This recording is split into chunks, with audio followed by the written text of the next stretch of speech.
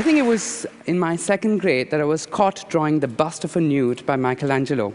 I was sent straight away to my school principal. And my school principal, a sweet nun, looked at my book with disgust, flipped through the pages, saw all the nudes.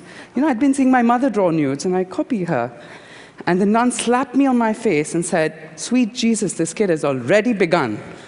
I had no clue what she was talking about, but it was good enough. But it was convincing enough for me never to draw again until the 9th grade. Thanks to a really boring lecture, I started caricaturing my teachers in school. And, you know, I got a lot of popularity. I don't play sports. I'm really bad at sports. I don't have the fanciest gadgets at home. I'm not on top of the class. So for me, cartooning gave me a sense of identity. I got popular.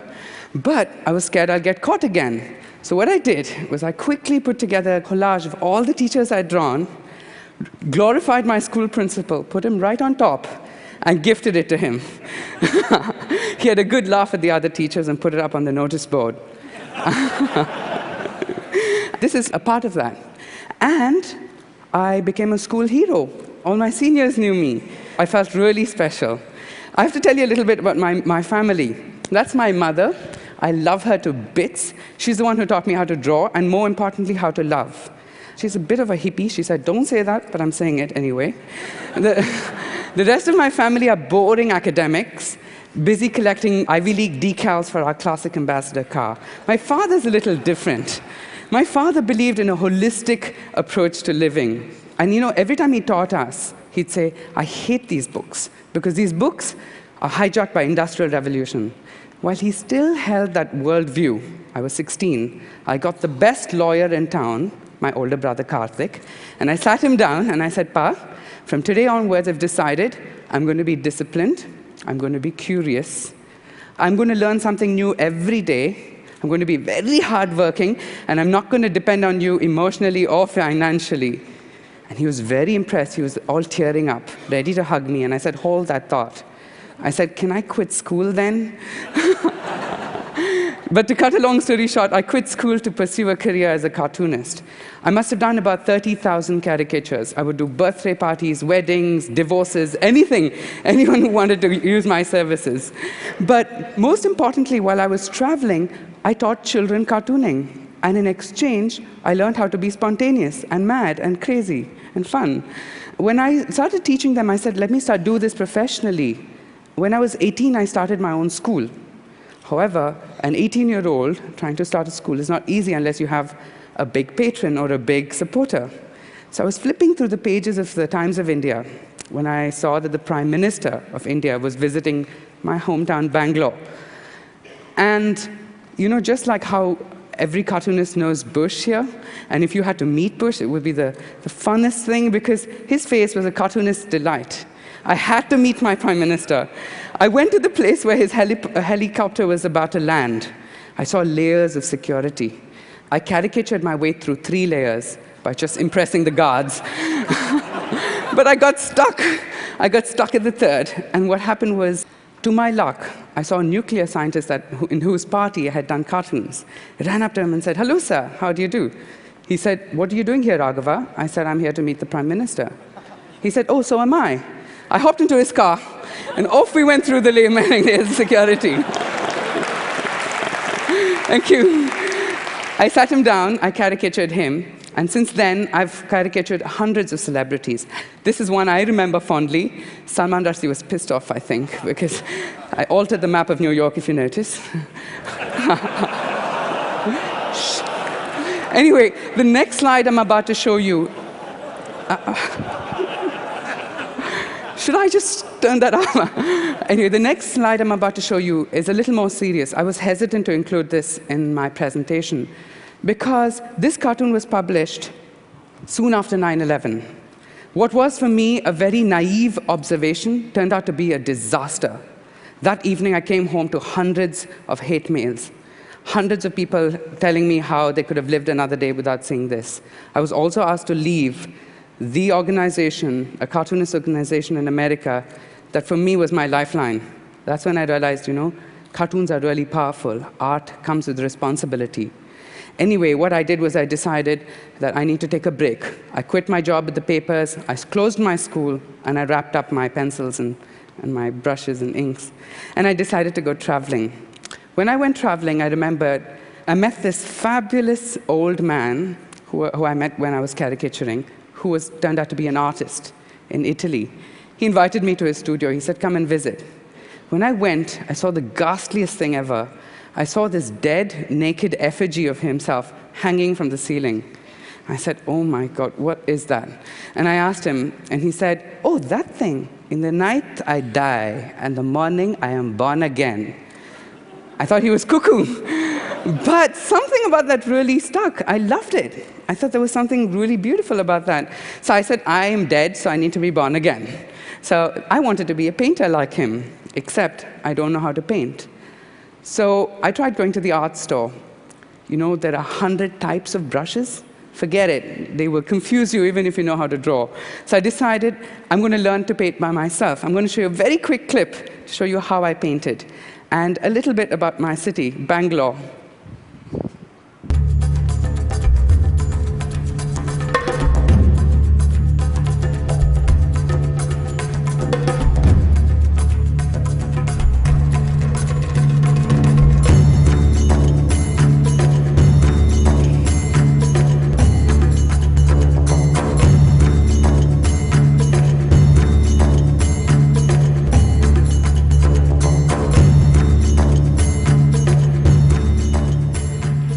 They had to be larger than life. Everything had to be larger. The next painting was even bigger, and even bigger. And for me, I had to dance while I painted. It was so exciting. Except, I even started painting dancers. Here, for example, is a flamenco dancer. Except there was one problem. I didn't know the dance form, so I started following them. You know, I made some money, sold my paintings, and I'd rush off to France or Spain and work with them. That's Pepe Linares, the renowned flamenco singer. But I had one problem. My paintings never danced. As much as energy as I put into them while making them, they never danced. So I decided, I had this crazy epiphany at 2 in the morning. I called my friends, painted on their bodies, and had them dance in front of a painting. And all of a sudden, my paintings came alive. And then I was fortunate enough to actually perform this in California with Velocity Circus. And I sat like you guys there in the audience, and I saw my work come alive. You know, normally you work in isolation and you show at a gallery. But here, the work was coming alive, and it had some other artists working with me. The collaborative effort was fabulous. I said, I'm going to collaborate with anybody and everybody I meet. I started doing fashion. This is a fashion show we held in London. The best collaboration, of course, is with children. They are ruthless, they're honest, but they're full of energy and fun. This is a library I designed for the Robin Hood Foundation.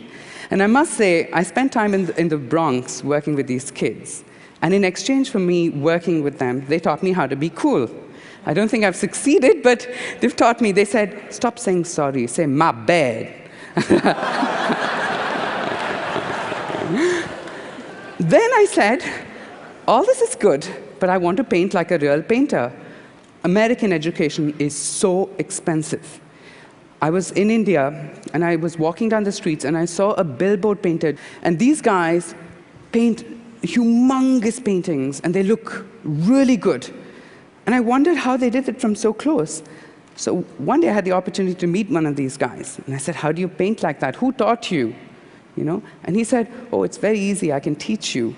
But we're leaving the city because billboard painters are a dying, extinct bunch of artists, because digital printing has totally replaced them and hijacked them. I said, in exchange for education on how to paint, I will support them, and I started a company. And since then, I've been painting all over the place. This is a painting I did of my wife in my apartment. This is another painting. And in fact, I started painting on anything and started sending them around town. Since I mentioned my wife, the most important collaboration has been with her, Netra. Netra and I met when she was 18. I must have been 19 and a half then, and it was love at first sight. I lived in India, she lived in America. She'd come every 2 months to visit me. And then I said, I'm the man, I'm the man, and I have to reciprocate. I have to travel 7 oceans, and I have to come and see you. I did that twice, and I went broke. So then I said, Nate, what do I do? She said, why don't you send me your paintings? My dad knows a bunch of rich guys. We'll try and con them into buying it. And then, but it turned out, after I sent the works to her, that her dad's friends, like most of you, are geeks. I'm joking.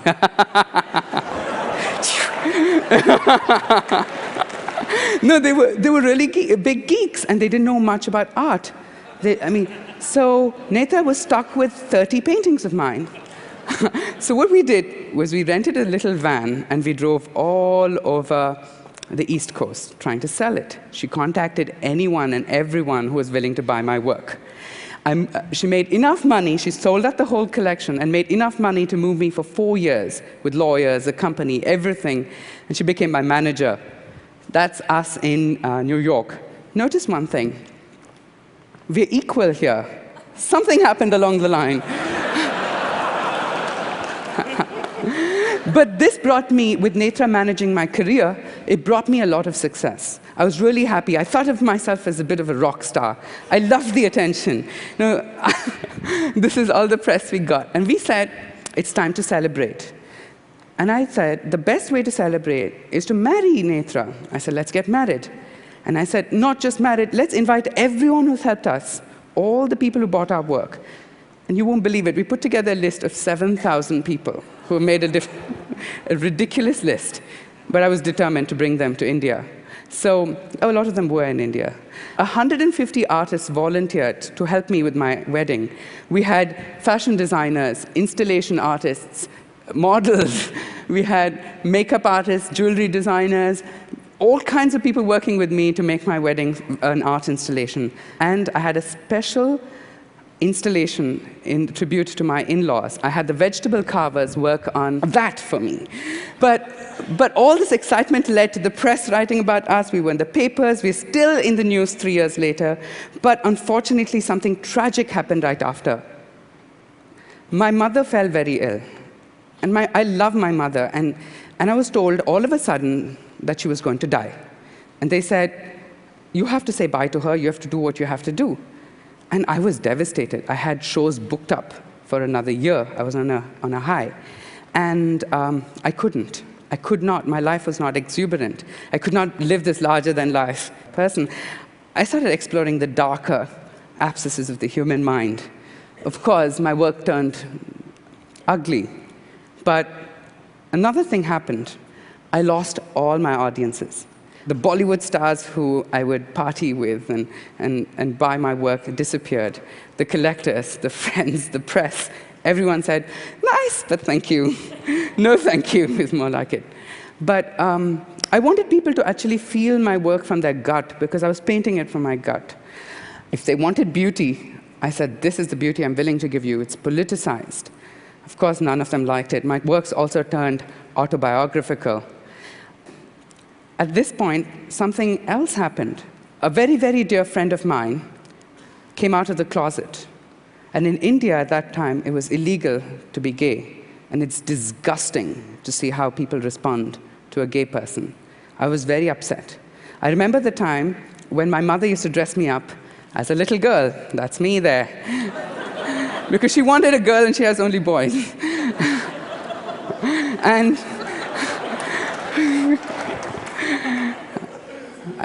anyway, I don't know what my friends are going to say after this talk. Anyway, it's a secret. Anyway, so after this, my works turned a little violent. I talked about this masculinity that one need not perform. And I talked about the weakness of male sexuality. This time, not only did my collectors disappear, the political activists decided to ban me and to threaten me and to forbid me from showing. It turned nasty, and I'm a bit of a chicken. I can't deal with any threat. This was a big threat. So I decided it was time to end and go back home. This time I said, let's try something different. I need to be reborn again. And I thought the best way, as most of you know who have children, the best way to have a new lease of life is to have a child. I decided to have a child. And before I did that, I quickly studied what can go wrong. How can a family get dysfunctional? And Rudra was born. That's my little son.